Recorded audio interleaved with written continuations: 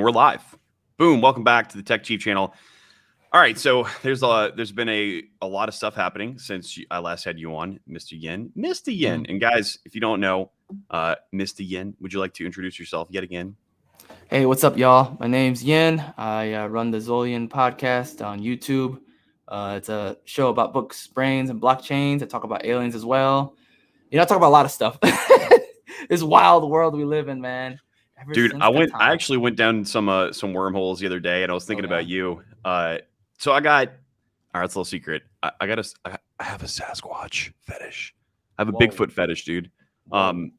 Yeah.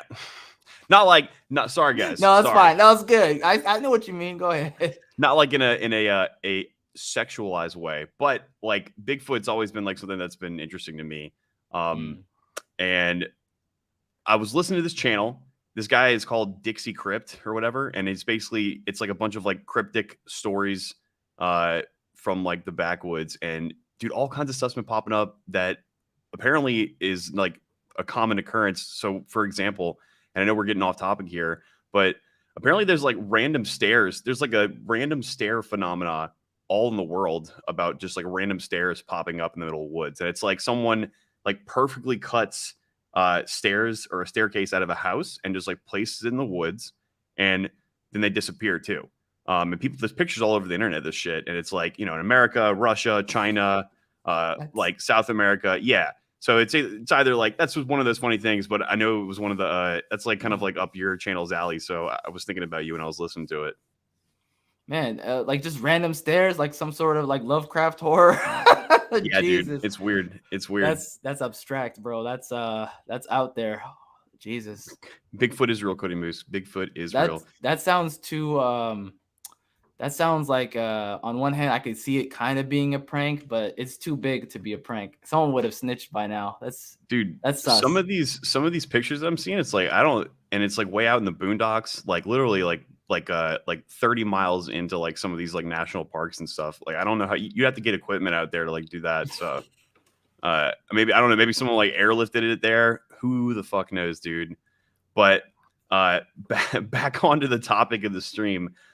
Yeah, man, there's been quite a bit of stuff going on. I think all of us kind of took like a healthy break away from being degenerate crypto people for a little bit, which is good, dude. And I gotta say, man, I remember back in like maybe last November, basically when we were at the top, me like thinking to myself, like, everyone gets that, like the fear of missing out.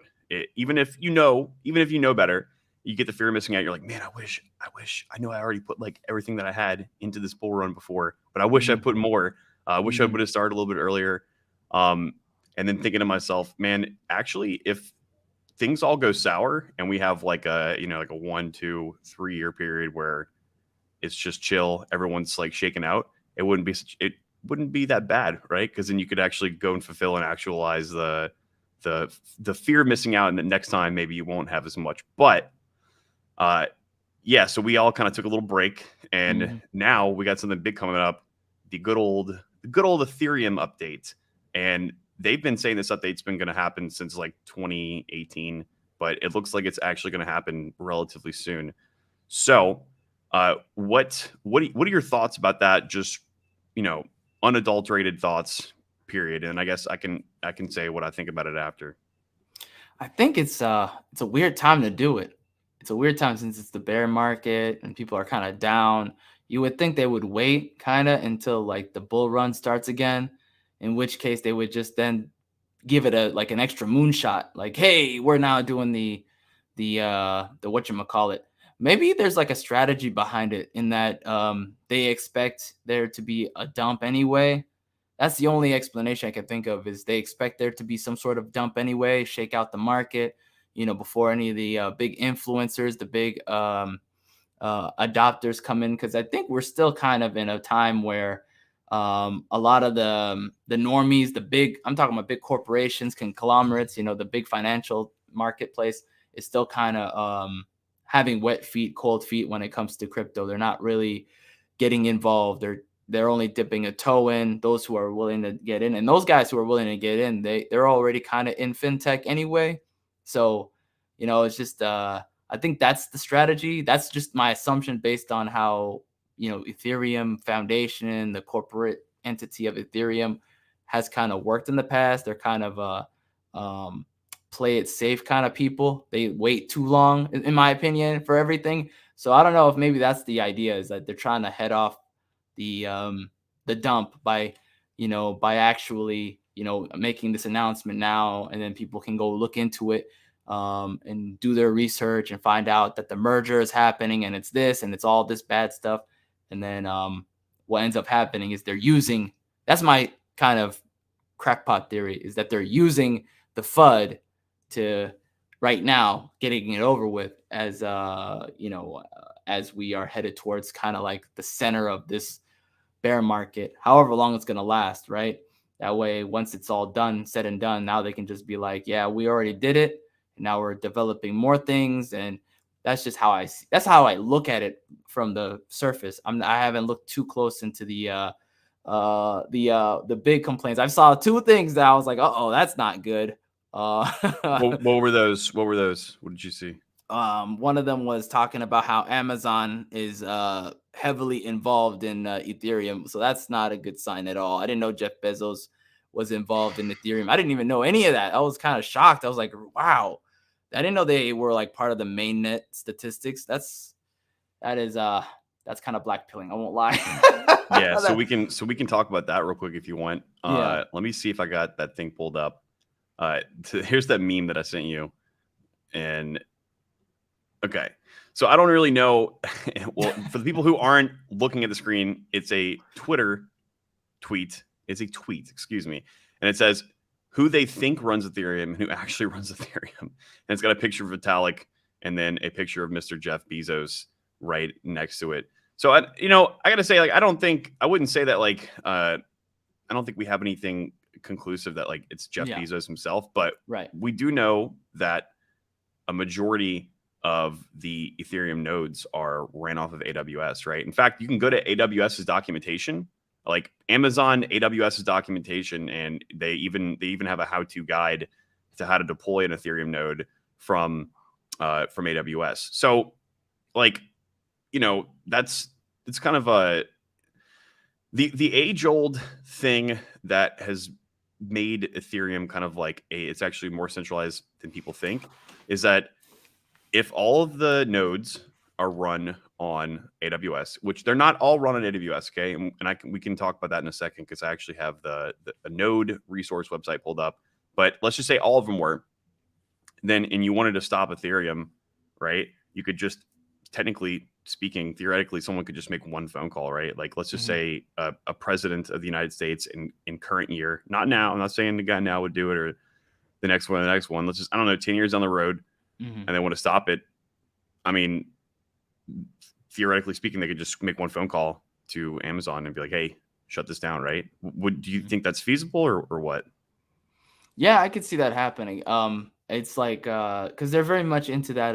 Especially now, knowing their history, like of canceling the no people, right? The people who have the banned thoughts, right? So that's the one thing. If Amazon was not about that, if it was actually run like a actual company, then I would be bullish. I'd be like, oh yeah, you can spend your ETH in Amazon. Oh, dude, it's over. Like, I would have been like super on board. But because they're about that cancel life, it's kind of it's weird. I just don't understand that. That's a whole other topic. But the fact that they have done that in the past is bearish, because the whole concept of crypto was to be independent and not cancelable. What is that term called? Anti-fragile. To become anti-fragile. And that's really the big appeal of a lot of people. They just don't want to be having issues about making a purchase or a payment or their value going down just because someone didn't like them. That's a very unsettling reality for a lot of people. So, yeah. And I would say, so we are seeing a lot of stuff like, okay, you heard about the BlackRock thing with Bitcoin, how they're going to be able to open up, or they already did open up. I don't know, it was the ETF. I listened to like two different people talk about it, but I was also doing something, because in all honesty, I don't give a rat's ass what BlackRock's doing with Bitcoin. But I think it's just they have some kind of fund, some kind of publicly traded fund that basically people can buy and sell Bitcoin now. I think it's a little more complicated than that, but yeah. But also, and this has been going on for a while. It's always been like rumors whispered. Hey, JP Morgan is heavily invested in Ethereum, and you know what else too, dude? There's some stuff that came out about that. I haven't read anything about that recently because to me it's already like, hey, like it's kind of like you should kind of know that by now if you just went past first gear and looking into that kind of stuff. But another thing that was kind of interesting is the USDC and the freezing of all the sanctions wallets for everything that was in Tornado Cash. So we know USDC itself is owned by Sintra and Circle, basically Coinbase, right? So that's like a quote unquote centralized entity, which, okay, it's not a necessarily a bad thing if you want to be able to have a token that is collateralized by a dollar, right? And I wouldn't say that every single thing in cryptocurrency needs to be 100% decentralized. But I do think like the core fundamentals of that stuff, if you do want to be able to have something that is permissionless and can't be taken from you, can't be like you can't have any kind of like incoming transactions. So if someone wants to send you something, that shouldn't be able to be stopped. And then vice versa, if you wanted to send something out, that shouldn't be able to be stopped. But with the whole ETH merge, the one thing that kind of, I guess, can say to make it easy for people to understand is how it makes it more quote unquote centralized is proof of work versus proof of stake. And the sense that proof of work, like in reality, anyone could participate.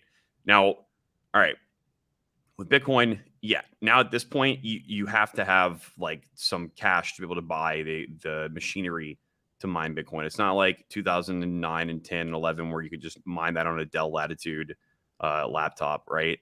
But difficulty adjustments, every time the network activity drops, it becomes easier and less intensive to mine. So we go in these ebbs and flows, and still, theoretically speaking, anybody, and obviously like someone who has $0 to name in like that lives in a dirt hole can't just go and like afford to buy the equipment to mine this stuff. But if they were to do something in life, like go and work some kind of like minimum wage job or whatever they could save up to eventually they could do that, right? They could do that and they could participate.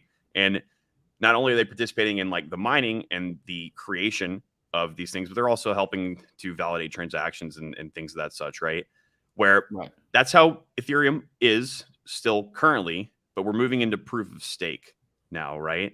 POS, which I put piece of shit in the title as a joke. Because I always thought like that's like a terrible, like I know POW, proof of work, but like POS, it's like, I don't know, that kind of is that somebody trying to tell us something that is it's not as glamorized as it looks, right? I know the miners really hate it. I was watching Abu American. Lots of pushback. He hates it. There's a lot of, I didn't even realize that until I watched that Abu American episode talking about the whole concept of like, oh yeah, the miners are getting nothing for this. It's a complete cash grab. And I'm like, I didn't know that. You know what I mean? Like, just me being a normie when it comes to like, you purchase it, you hold it, you trade it or whatever. I don't think about the tech development side of things as far as like, this is the stakers, this is the, you know what I mean? Like the nitty gritty of that, like that's a little bit more on the deep side of things when it comes to Ethereum, especially when the inner politics of, I didn't even know he, what do you call it? There's like a giant, there's a big giant dissenting opinion about, what's his name? Vitalik, who was talking about with some shadowy people. Yeah, he was hanging around some shadowy people, and the miners were talking smack. And I'm like, oh my god! Once you start Googling Vitalik about like his activities, it's not really. It's very blackpilling. I'll say that. It's very eye opening. Very eye opening. Yeah. So, dude, you can go to his Twitter account and you can like go look in the past like 5 to 7 years and just see how much he's changed in like his belief sets. Yes. I know it wasn't long ago, maybe like 4 months ago.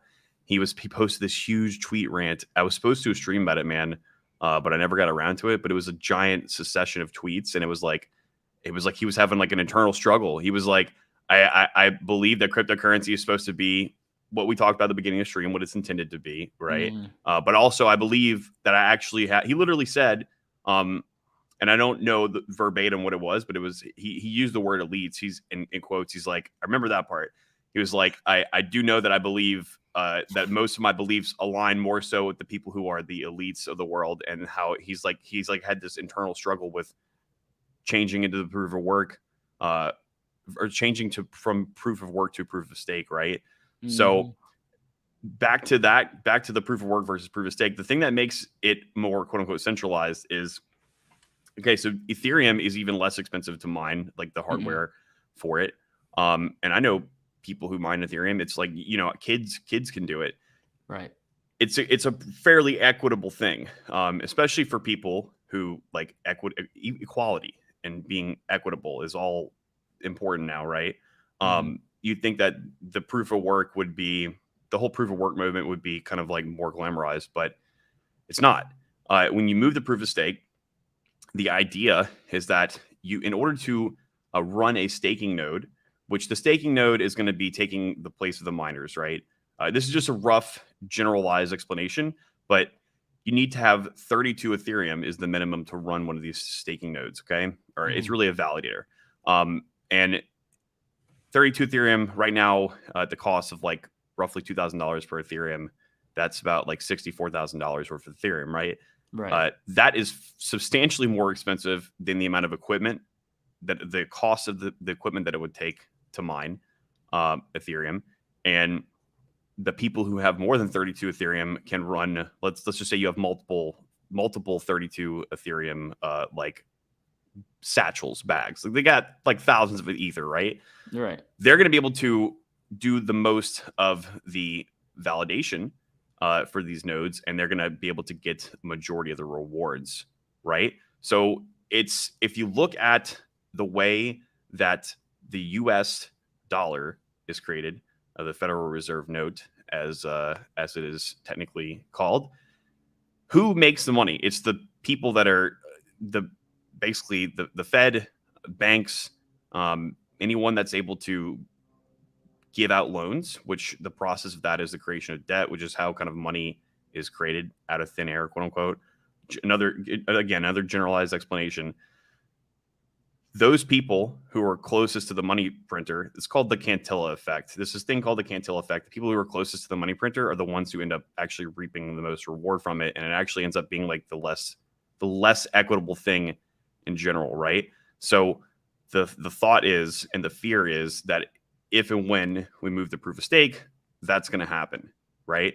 Now, very few people are talking about that, and the only thing that really is being talked about is like, hey, it's going to save energy consumption by 99.95% is the quote, and it's going to speed up transactions. So that's like, I'm trying to think of something in the last 2 years that they're like, hey, it does this one really good benefit that's really popular and current thing, but no one really talking about like, yeah, it does that, but look at all the bad that it might potentially cause too, right? So that is the kind of like my gist on it, and the kind of like worry about it, right? So how do you feel about that? Well, I'll start with talking about the well, first of all, the proof of stake thing being basically like the Fed turning it into like the Federal Reserve, where they're about to basically print free ETH for themselves. That's definitely going to happen for sure. I mean, that's unfortunate reality. I don't like the mining system, as far as I know it's not perfect. I understand that. I'm not a big fanboy of the of how things currently are, where if you don't, it's basically like a what is that called? It's like monopoly on it's like a monopoly on being able to just print free more mine more. Those who already have the mines, the rigs, and everything, it's over. You're going to be competing against this giant conglomerate of people who have already 1 billion of these mining machines. I get it, but it's a lot better than what's about to happen for sure, because that whole setup where just 1 billion validators.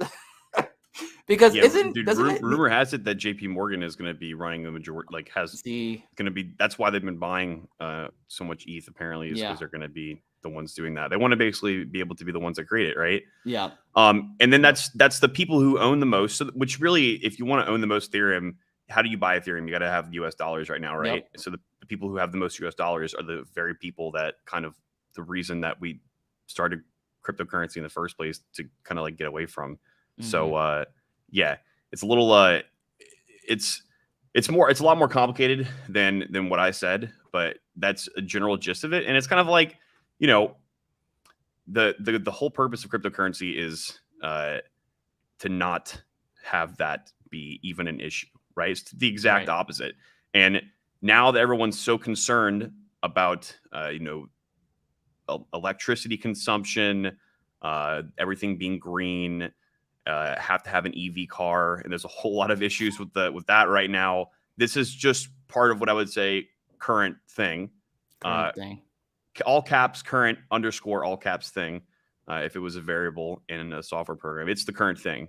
That's what the current thing is equal to.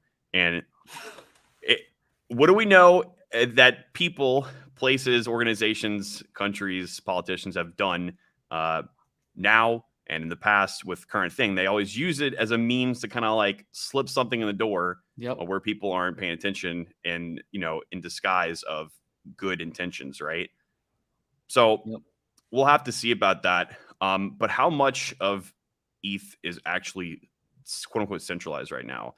So here is ethereumnodes.org. And I did a stream about this, like, dude, way back when I started this podcast, and it'll be interesting because that was about a year ago. It'll be interesting to see the change in who is running ETH nodes right now. And again, it's not going to tell us exactly who it is, but we can get a breakdown. So currently there's a total of 5,013 Ethereum nodes. These are different kind of flavors of the node software. ETH is the most common one. And you can see countries right here. So we got United States is at 47% of the Ethereum nodes. That's a large percentage, right? Mm-hmm. That's well over half compared to everyone else. Like the second largest is Germany at 12%. I mean, that's a lot, dude. So that's pretty centralized. And hey, maybe that is why JP Morgan likes it so much. And maybe that's why the rumors about USDC is going to be the central bank digital currency. I don't think that's actually going to happen, but maybe that's why there's so many ETH nodes in the United States. And then you got Singapore at 4%. So that's the third largest country is Singapore. And the third largest country only runs 4% of the nodes. And then it goes all the way down the line. Russia at 0.9%, all the way down to Ecuador at 0.02%. They have one node. Is there like a history? Can you like see the history of like the percentage changes? Like not on this site, but okay. But I bet what you could do is you could probably go to like a Wayback Machine or something like that, and look at that. Yeah, I'd like to see like what a year or 2 years ago looked like, because I'm shocked that China has like so little. You know, I know why now, because, you know, they quote unquote banned it, but before I'm wondering if they had like more validators, more. Oh no, there is a history. Oh, is there? It's just the total number. Oh, okay. Okay, so there is, before you were able to tell in here. Maybe I need to go into one of these. This says states, sync status. You would be able to tell where the nodes are running off. Let's see client. Let's look at ETH. Before, I believe the site showed which ones were AWS and which ones weren't. So while I'm looking for that, I guess we'll just keep on the current conversation. Okay. So on top of that too, what else have you been seeing is going on since we last linked up and talked about this stuff? I saw where is it at? I'm looking at like the NFT markets recently, just because I saw. I mean, there's a lot of obviously the elephant in the room is there's lots of hacks going on, like the Tornado Cash thing that happened, right, where somebody was manipulating the Tornado Cash system. So that's unfortunate. Hopefully people will be able to take their money out and there won't be any issues. But we'll see how that goes. That's one of those things that we need time to figure that out.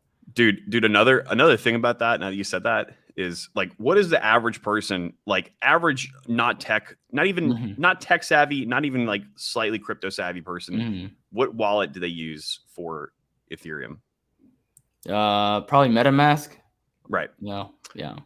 And if MetaMask like can refuse people to connect to certain sites and can do some other kind of nefarious things, that's pretty centralized.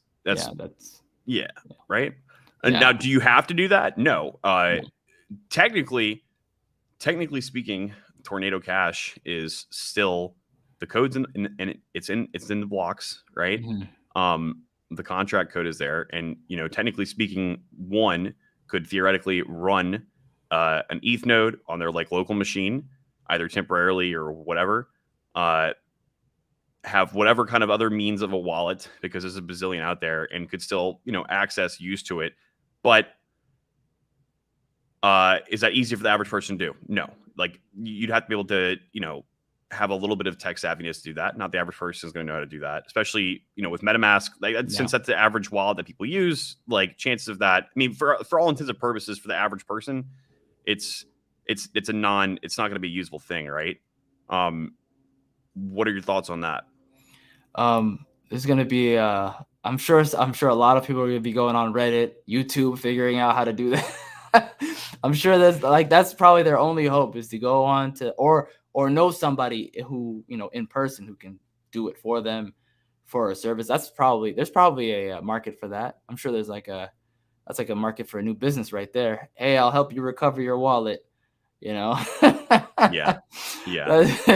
I mean, it's bad, because the only thing I'm like really concerned with is if they get blacklisted, if the address is, let's say they get access to their money and everything, and their wallet gets blacklisted amongst central chains, exchanges, then they would have to go to OTC or somebody who would be willing to exchange them, you know what I mean, for cash. And also then that person might be blacklisted too. They're gonna have to use a fake wallet, like a burner. I don't know. It's a weird time. I don't know how common that would be. I don't know how likely that is. But then again, if you're using Tornado Cash, you're not like a regular normie. You probably have some sort of knowledge and access and networking to do that. Hopefully, I hope we got some guys in our community who use Tornado, so we'll see how that goes. Yep. Yeah, dude. And another thing about that too is like, on top of that, even though technically all the biggest wallet, MetaMask, AWS, and Fira, where most of these nodes are at, which I did find the information. I'll pull that back up here in a second. They're going to block access to it. You could download your client, connect to some other kind of node, or run your own, or there's ways around it, right? But let's just say you're trying to like move your USDC around, like some of these hackers were doing, and now USDC can freeze you from the contract. They can just add you to the mapping in the contract. They add your address to the blacklist mapping, so then your funds are frozen, right? Right. So it's not, there's basically like what happened with the truckers in Canada. Remember? Oh yeah, that's right. A long time ago? Yeah. Good old Trudeau froze people's bank accounts. I mean, it's kind of like same thing, right? Right. No, I'm not saying whoever is getting their wallets frozen is neither good nor bad. Right. But kind of the same thing going on there, right? I see what you're going with this. I can see it being not a typical. That's another theory I have. I don't think these hacks are typical like normal hacker dudes. I think that maybe I think there's maybe something some Bigfoot stuff going on with that. Possibly your wallet in real life might be paying for it if you're doing your taxes, and I'm gonna just leave it there. Possibly, yeah, right. So let's check this thing out right here. If I disappear, you know why. I'll come get you, dude. Okay, so if here in again, guys, this is ethernodes.org. If we go to the network types tab, okay, you can see that out of all 5,017 nodes, 65.42% is from hosting services. Okay, 31% is residential, meaning that's just a node run at someone's house. Okay, 2% business, 0.2% college, and 0.2% cellular. There is a 9 unknown cellular. So there's some nodes right on a cell tower. That's pretty beast. I mean, there's a lot of people running a residential node, right? So like there is a large percentage of people running like a residential node. Will that continue after we move to proof of stake? I don't know. But over a large majority, 65%, is ran off of hosting services. Okay, so let's look at what hosting services are, and if you see at the top, 50% of those hosting services are on Amazon.com, so AWS servers. All right, then you got Oracle Cloud, Google Cloud, DigitalOcean, Alibaba, Hetzner. Like, dude, these are companies, right? Yeah. So I have to say Amazon again. I don't know why there's two different Amazons. Perhaps one is for AWS and one is for let's look at that. Is there anything that could tell us more about that? We'll just assume that they're both AWS. Yeah. Probably different types, different dude, the majority of the network is on Amazon, bro. So I mean, crazy. this isn't a conspiracy. This is a live this is a live website. You guys can go and check it out if you want yourselves. So yeah, that is not a conspiracy theory. I don't think it ever really was. And people have known that. People have talked about it, and people pointed out that that's kind of like a big flaw. The same thing can be said about the Lightning Network on Bitcoin. I don't think it's on AWS. They use some other kind of like I'm sure there's some on AWS. There's some other kind of hosting service, but same thing. But at the very least, in my opinion, that's on a layer 2, where the layer 2 is supposed to kind of be made for a certain use case and kind of like be managed by like a group of people, right? Where the layer 1 is supposed to be like the foundation. That's where at the end of the day, all the real work is being done and settles on. So, that's kind of like a scummy thing. We'll have to see what goes on with that and see if anything bad comes out of it. But one thing that you pointed out at the beginning is like kind of like I assumed you were talking about like price action of like Ethereum. So, is this a bullish or like bearish thing for the price of Ethereum itself? I would say, dude, it's probably, as far as price, it's probably bullish, because you're going to have support of the United States, possibly the United States government, banks that are intertwined with like Centra and Circle, with USDC, which is JP Morgan. And at the same time, it's going to be considered to be, hey, this is the safe, we control it now. This is a safe, regulated thing. So I'd say price wise, it probably is going to be a good thing. But is it bullish in the sense of cryptocurrency's usability and fundamental use case from the beginning? No, that's what I would say. Would you agree, disagree with that? Neutral? What? Yeah, I would agree that it's overall bullish, and that the what do you call it? The American economy is more tied to it than anything else, right? I think it's like a double-edged sword, obviously, because Amazon has its history of canceling people. So I honestly, though, from a more what's that term called? A more pragmatic point of view, I don't think Amazon will cancel Ethereum. I think Amazon's a little bit. I think Bezos is a lot more.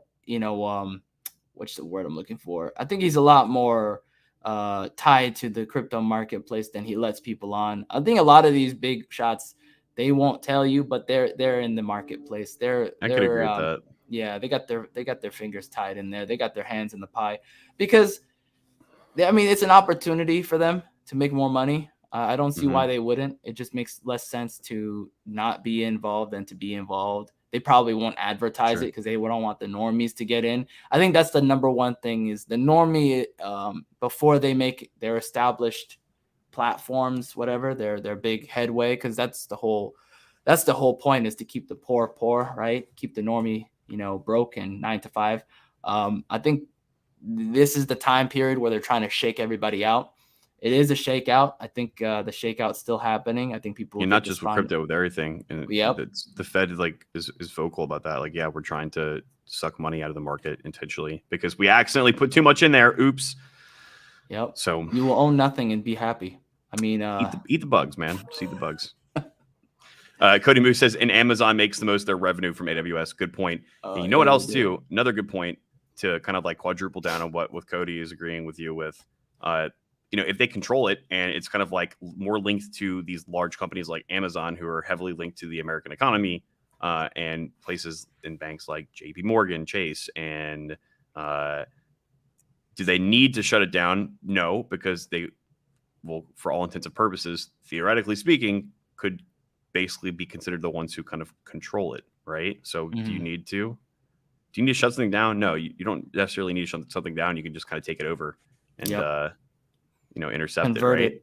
Convert it, merge it. That's why I looked at when they said when they used the word merge, I was like, I know what that word means. What is the sequence of oh, that's the wrong one. What is the sequence of the actual like merge in the upgrade? It's like the merge, the purge. Let me see, the merge. Oh, I've never heard of that. That's I like that. It's already rhyming. Splurge. All right, let's see. This is back from you're on the verge of being unemployed after that. Dude, okay. I found it. Okay. It is the merge. Let's see. Oh no, ad blocker. What do you know? No, thank you. Ethereum merge. Get ready for the surge, the verge, the purge, and the splurge, says Vitalik Buterin. And this was back in July 20. Oh, wow. It's not too long ago. But this is these terms. I've heard this back from like last December. Let's see. The secession is. Do they talk about each one? No, they don't. But there's each one is supposed to be like a phase. While it might sound a little tricky, a little title. While it might sound like the title of Rick and Morty episode, the surge, verge, the purge, and the splurge are actually key parts of Ethereum's scaling, cleanup, and evolution. Buterin says, because actually, I think I know what the purge is, the stage of the purge. So what they're actually going to do is they're actually not going to remove all miners at once. There's still going to be like a substantial amount of miners, and it's going to be like a hybrid of the proof of stake and proof of work. That way, because dude, like we talked about the miners earlier, they're going to be pissed the fuck off. They already are. They've been pissed off even back since like 2021 about it. And instead of like kicking them all out, they're going to be like, yeah, guys, here's the time limit now. The purge is coming, and then they're going to kick at one point, eventually go 100% proof of stake, and then the miners are going to be kaput. But at least they have some cool words as to what they're going to do behind that. Oh my God. I wonder if what their plan is to be sustainable as a blockchain after the proof of work or proof of stake kicks in fully, because you would have to have some sort of update to like, it's just going to be weird to be able to put more upgrades into a proof of stake platform now where there's going to be a lot more drama, because the miners are I kind of see them as kind of blue collar tech geek kind of guys. Where I've talked to a lot of them. They're pretty much I don't like it, but I'm gonna just keep working. Versus the proof of stake guys it's just not been my experience. The proof of stake guys tend to be a lot more complaint oriented. They definitely speak. They're more vocal. So I don't know how you're supposed to. Yeah, it's going to be weird. I don't know how that's going to work. Because if you want to make updates after that and they already have like, let's say there's 60% of the stakers don't want you to do anything, then how are you supposed to upgrade and make changes? And I don't know. Well, I at that point, it's still supposed to be like the validators that can have like a say in it. So the biggest problem with this isn't the fact that like updates and etc. Down the line and who can vote for that. The biggest problem is like the amount of actual capital that's going to be able to be generated, which is the money itself, right? Right. I don't know if there is going to be. I don't think there's any change about that, but I could be wrong. But man, as far as like having a platform that is 100% censorship resistant. I can comfortably say that it's not the case with Ethereum. Yeah. You know, you might be able to find ways around it, but especially after what we saw with Tornado Cash, it's not. Yep. It's not right. It's just not.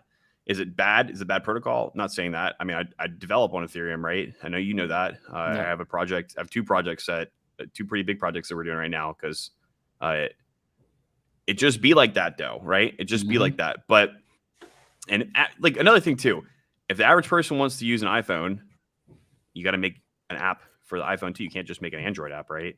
Right. So we'll have to see how this all plays out and see, if there actually is going to be any kind of like negative things associated with it. As far as like price action goes, neither myself nor you are like gurus with the whole. It's gonna be $70,000 trillion by 4 o'clock. I mean, I got a couple of things that in a little bit of history with the market. So, but I'm no spring chicken, but I'm not gonna be like a self-proclaimed expert or anything. So yeah, let's see how it goes. Let's see if there's another ruggening gonna occur. Boy. And like the Celsius ruggening, dude. I heard Celsius. Speaking of, I heard they're having a hard time finding people trying to hire people. Go figure. Oh, I'm sure they did. They already. I mean, they terminated a lot of people. I don't know how they're supposed to garner any more trust with new employees because people talk. They're gonna be like, "Look at this nonsense." You can have that on your resume too.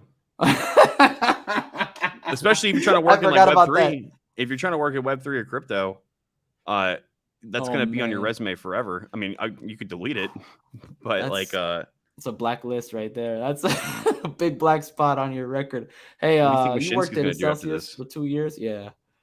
I don't know what's. By the way, I have seen nothing about Mishinsky. Have you seen anything about him? Nope. This is Nope.